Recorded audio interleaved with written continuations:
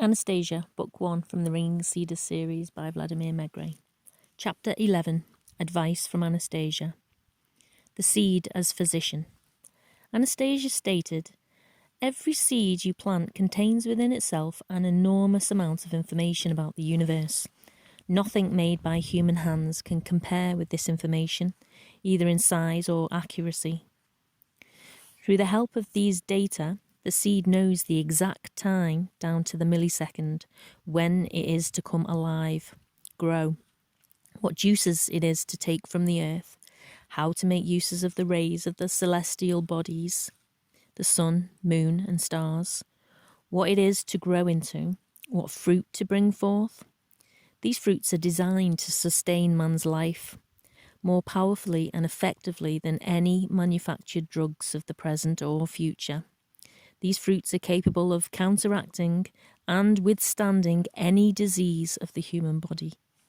But to this end, the seed must know about the human condition, so that during the maturation process, it can satiate its fruit with the right correlation of substances to heal a specific individual of his disease, if indeed he has it or is prone to it. In order for the seed of a cucumber, tomato, or any other plant grown in one's plot to have such information, the following steps are necessary. Before planting, put into your mouth one or more little seeds. Hold them in your mouth under the tongue for at least 9 minutes. Then place the seed between the palms of your hands and hold it there for about 30 seconds. During this time, it's important that you be standing barefoot on the spot of earth where you will later be planting it. Open your hands and carefully raise the seed which you are holding to your mouth. Then blow on it lightly, warming it with your breath, and the wee little seed will know everything that is within you. Then you need to hold it with your hands open another 30 seconds, presenting the seed to the celestial bodies, and the seed will determine the moment of its awakening. The planets will all help it and will give the sprouts the light they need to produce fruit especially for you. After that, you may plant the seed in the ground. In no case should you water it right off, so as not to wash away the saliva, which is now covering it, along with all information about you that the seed will take in. It can be watered 3 days after planting. The planting must be done on days appropriate to each vegetable. People already know this from the lunar calendar. In the absence of watering, a premature planting is not as harmful as an overdue planting. It is not a good idea to pull up all the weeds growing in the vicinity of the sprouts. At least one of each kind should be left in place. The weeds can be cut back. According to Anastasia, the seed is thus able to take in information about the person who plants it, and then, during the cultivation of its fruit, it will pick up from the universe and the earth the optimum blend of energies needed for a given man. The weeds should not be disposed of completely, so as they have their own appointed function. Some weeds serve to protect the plant from disease, while others give some supplemental information. During the cultivation time, it is vital to communicate with the plant, at least once during its growth period, and it is desirable to approach it and touch it during a full moon.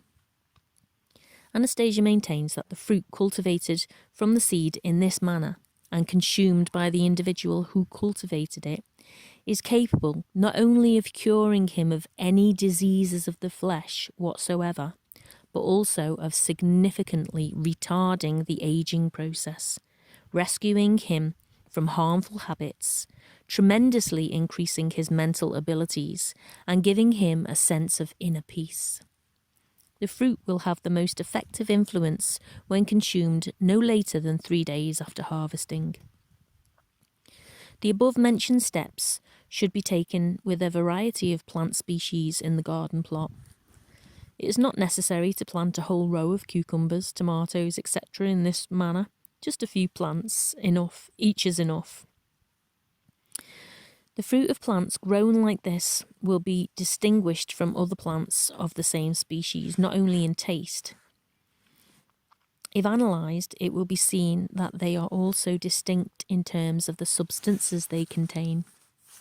When planting the seedlings, it is important to soften the dirt with the excavated hole with one's fingers and bare toes and spit in the hole.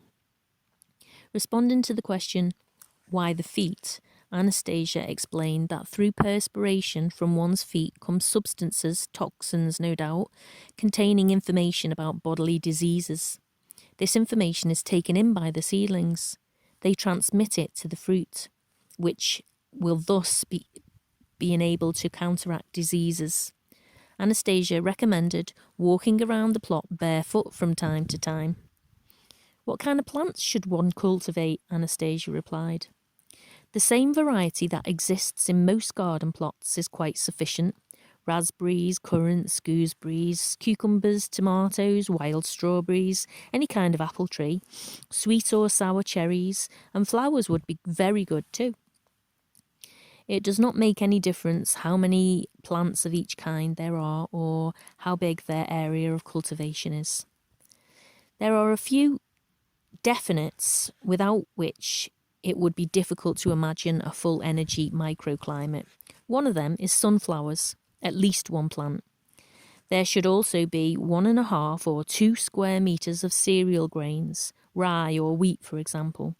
And be sure to leave an island of at least 2 square metres for wild growing herbs, ones that are not planted manually.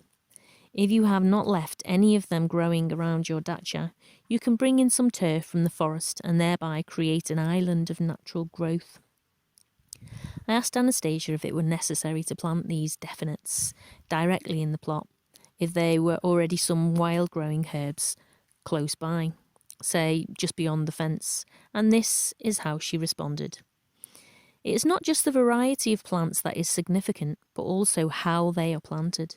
The direct communication with them that allows them to take in the information they need. I've already told you about one of the methods of planting. That's the basic one. The important thing is to infuse the little patch of nature surrounding you with information about yourself.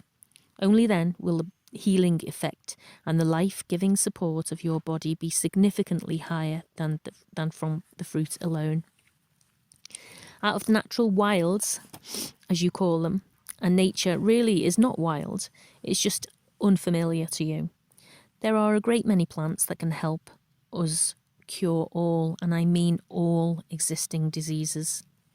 These plants have been designed for that purpose, but man has lost, or almost lost, the ability to identify them. I told Anastasia that we already have many specialised pharmacies which deal in healing herbs, just as there are many physicians and medicine men who make a profession out of herb treatments, and she replied, "The chief physician is your own body." Right from the start, it was endowed with the ability to know which herb should be used and when, how to eat and breathe. It is capable of warding off disease even before its outward manifestation. And nobody else can replace your body. For this is your personal physician, given individually to you by God and personal only to you. I am telling you how to provide it with the opportunity to act beneficially on your behalf. If you make connections with the plants in your garden plot, they will take care of you and cure you. They will make the right diagnosis all by themselves and prepare the most effective medicine especially designed for you. Who gets stung by bees? In every garden plot, there should be at least one colony of bees. I told Anastasia that there are very few people in our society who can communicate with bees. Special training is required, and not everyone is successful. But she replied, "A lot of what you do to maintain bee colonies just gets in the way. Over the past centuries, there have been only 2 people on Earth who have come close to understanding this unique life form. And who might they be? They are 2 monks who have since been canonized. You can read about them in your books. They can be found in many monastery archives." "Come on now, Anastasia. You read church literature too?" Where? When? You don't even have a single book. I have at my disposal a much more complete method of retrieving information. What kind of method? Again, you're talking in circles. After all, you promised me you wouldn't resort to any mysticism or fantasy. I shall tell you about it. I shall even try teaching it to you. You will not understand it right away, but it is simple and natural. Well, okay. So how should bees be kept in a garden plot? All you have to do is build the same kind of hive for them you would have under natural conditions, and that is it. After that, the only thing required is to go to the hive and gather part of the honey, wax and other substances they produce that's so useful for man. Anastasia, that's not simple at all. Who knows what that natural hive should look like? Now, if you could tell me how to do it myself with the materials we have at our disposal, then that might be something feasible. All right, she laughed. But then you have to wait a wee bit. I need to visualise it. I have to see what people in today's world might have on hand, as you say. And where should it be placed so as not to spoil the view? I added. I shall look into that too. She lay down on the grass as she always did, visualising her, or rather our, living situations. But this time I began to observe her carefully.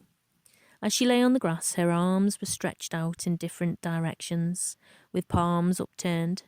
Her fingers were partly curled, and their tips, specifically the tips on the forefingers on each hand, were also positioned so that their soft parts faced upward. Her fingers first began to stir a little, and then stopped. Her eyes were closed. Her body was completely relaxed. Her face, too, appeared relaxed at first, but then a faint shadow of some kind of feeling or sensation moved across it. Later she explained how seeing at a distance could be practiced by anyone with a particular kind of upbringing. About the beehive, Anastasia had the following to say. You need to make the hive in the shape of a hollow block. You can either take a log with a hole in it and hollow it out to enlarge the cavity, or use boards from a deciduous tree to make a long, hollow box, 120 centimetres long. The board should be no less than 6 centimetres thick, and the inside measurements of the cavity at least 40 by 40 centimetres. Triangle strips should be inserted into the corners where the inner surfaces meet to make the cavity somewhat rounded. The strips can be just lightly glued in place, and the bees themselves will firm them up afterward. One end should be fully covered with a board of the same thickness, with a hinged panel at the other end. For this, the panel needs to be cut in such a way so that it fits neatly into the opening and sealed with grass of some kind of cloth covering the whole bottom. Make a slit or a series of slits to provide access for the bees along the bottom edge of one of the sides, approximately 1.5 centimetres wide, starting 30 centimetres from the hinged opening and continuing to the other end. This hive can be set on pilings anywhere in the garden plot, at least 20 to 25 centimetres off the ground, with the slits facing south. It is better, however, to set it up under the roof of the house. Then people will not interfere with the bees flying out and will not be bothered by them. In this case, the hive should be aligned horizontally at a 20 to 30 degree angle, with the opening at the lower end. The hive could even be installed in the attic, provided there is proper ventilation, or on the roof itself. Best of all, though, attach it to the south wall of the house, just under the eaves. The only thing is, you need to make sure you have proper access to the hive so you can remove the honeycomb. Otherwise, the hive should stand on a small platform with an overhead canopy to protect it from the sun and can be wrapped with insulation in winter. I remarked to Anastasia that this type of hive could be rather heavy and the platform and canopy might spoil the appearance of the house. What to do in that case? She looked at me a little surprised and then explained. The thing is that your beekeepers do not really go about it in the right way. My grandfather told me about this. Beekeepers today have concocted a lot of different ways of constructing a hive, but all of them involve constant human intervention in its operation. They move the honeycomb frames around within the hive, or move both the hive and the bees to a different spot for the winter, and that is something they should not do. Bees build their honeycombs at a specific distance apart to facilitate both ventilation and defence against their enemies, and any human intervention breaks down this system. Instead of spending their time gathering honey and raising offspring, the bees are obliged to fix what has been broken. Under natural conditions, bees live in tree hollows and cope with any situation perfectly well on their own. I told you that they should be kept under conditions as close to their natural ones as possible. Their presence is extremely beneficial. They pollinate all the plants much more effectively than other agent, thereby increasing the yield. But you must know this pretty well already. What you may not know is that bees' mouths open up channels in the plants through which the plants take in supplemental information reflected by the planets. Information the plants and subsequently human beings require. But bees sting people, don't you see? How can somebody get a good rest at a dacha if they're constantly afraid of being stung? Bees only sting when people act aggressively toward them, wave them off, become afraid or irritated inside. Not necessarily at the bees, but just at anyone. The bees feel this and will not tolerate the rays of any dark feelings. Besides, they may attack those parts of the body where there are channels connecting with some diseased internal organ, or where the protective aura has been torn and so forth. You know that bees are already effectively used in treating the disease you call radiculitis, but that is far from being the only thing that they can do. If I were to tell you about everything, especially showing the evidence you're asking for, you would have to spend not just 3 days, but many weeks with me. There is a lot written about bees in your world. All I have done is introduce a few correctives. But please believe me, they are extremely important correctives. To establish a colony of bees in a hive like that is very easy. Before introducing a swarm of bees into the hive, put a little chunk of wax and some honey plant. You do not need to put in any handmade frames or cells. Afterward, when there are colonies established on even a few neighbouring dacha plots, the bees will multiply all by themselves. Then, as they swarm, they will occupy the empty hives. And how should the honey be gathered? Open the panel, break off the hanging honeycomb and extract the sealed honey and pollen.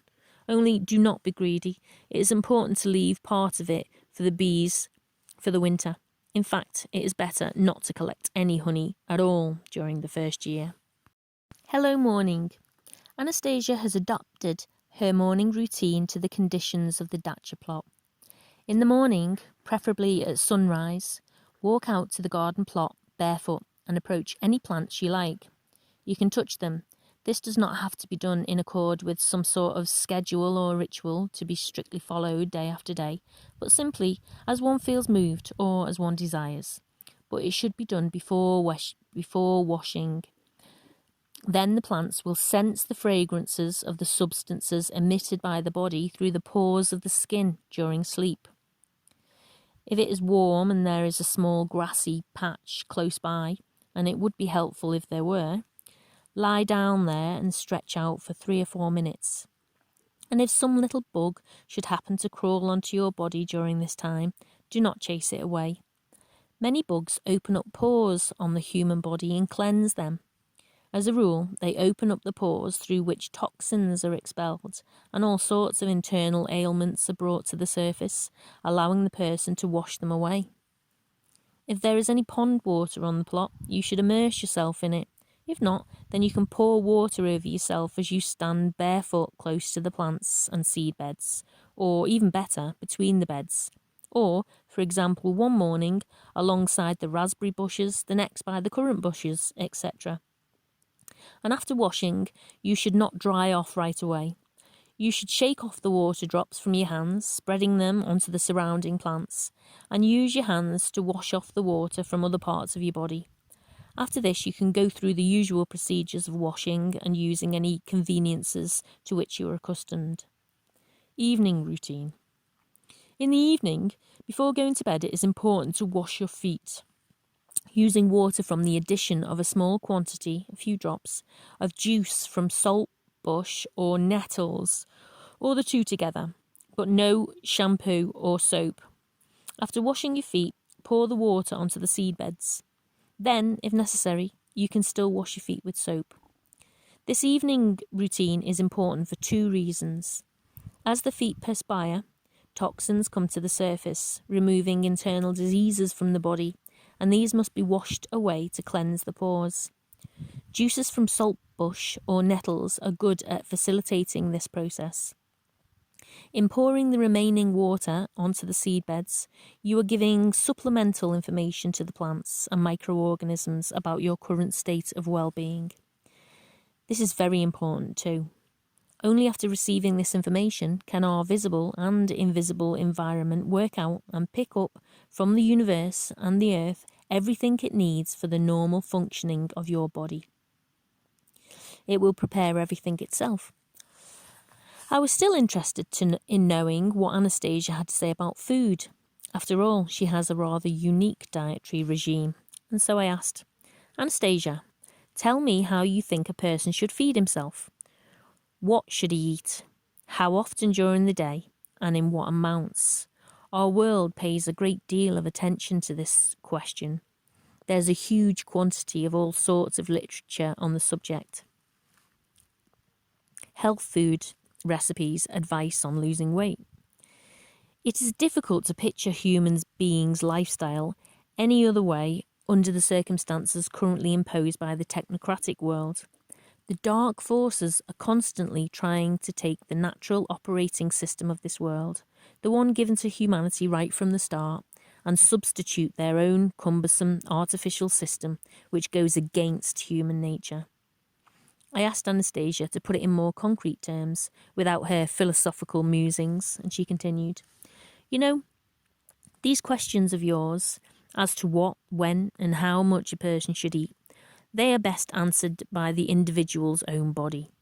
The sensations of hunger and thirst are designed to send a signal to each particular individual indicating when he should take in food. This precise moment is the right one for each person. The world of technocracy, being incapable of affording each individual the opportunity of satisfying his hunger and thirst at the moment desired by his body, has tried to force him into its own schedule based on nothing but this world's own helplessness, and then attempts to justify this compulsion in the name of some sort of efficiency. Just think, one person spends half the day sitting down, expending hardly any energy, while another exerts himself with some kind of physical labour, or simply runs and perspires all over, thereby using up many times more energy, and yet both are expected to eat at exactly the same time. A person should take in food at the moment advised by his body, and there can be no other advisor. I realise that under your world's conditions this is practically impossible, but the opportunity does exist for people at their dachas with their attached garden plots, and they should take advantage of it and forget about their unnatural artificial regimes. The same applies to your second question, what should one eat? The answer is, whatever is available at the moment, whatever is on hand, so to speak. The body itself will select what it needs. I could offer you a bit of non-traditional advice. If you have a household pet, like a cat or a dog, keep track of its movements carefully. Occasionally, it will find something in the way of grasses or herbs and eat it. You should tear off a few samples of whatever it selects and add it to your diet. This is not something you have to do every day. Once or twice a week is sufficient. You should also take it upon yourself to gather some cereal grain, thresh it, grind it into flour, and then use the flour to bake bread. This is extremely important. Anyone consuming this bread, even once or twice a year, will build up a store of energy capable of awakening his inner spiritual powers, not only calming his soul, but also exerting a beneficial influence on his physical condition. This bread can be shared with relatives and close friends. If shared with sincerity and love, it will have quite a beneficial influence on them as well. It is very helpful to every individual's health to spend 3 days, at least once each summer, eating only what is grown in his garden plot, along with bread, sunflower oil, and just a pinch of salt. I've already described Anastasia's own eating habits. While she was telling me all this, she would unwittingly tear off a blade of grass or two, put it in her mouth and chew it, and offer me some too. I decided to give it a try. I can't say the taste was anything to write home about, but neither did it provoke any sense of distaste. It seemed as though Anastasia has left the whole task of nourishment, the life support, up to nature. She never allows it to interrupt her train of thought, which is always busy with some more important issue. Even so, her health is as remarkable as her outward beauty, of which it is an inseparable part. According to Anastasia, anyone who has established such a relationship with the earth and the plants on his own plot of land has the opportunity of ridding his body of absolutely every kind of disease. Disease, per se, is the result of man distancing himself from the natural systems designed to take care of his health and life support. For such systems, the task of counteracting any disease presents no problem whatsoever, since this is their whole reason for being. However, the benefits experienced by people who have set up such information exchange contacts with a little patch of the natural world go far beyond dealing with diseases.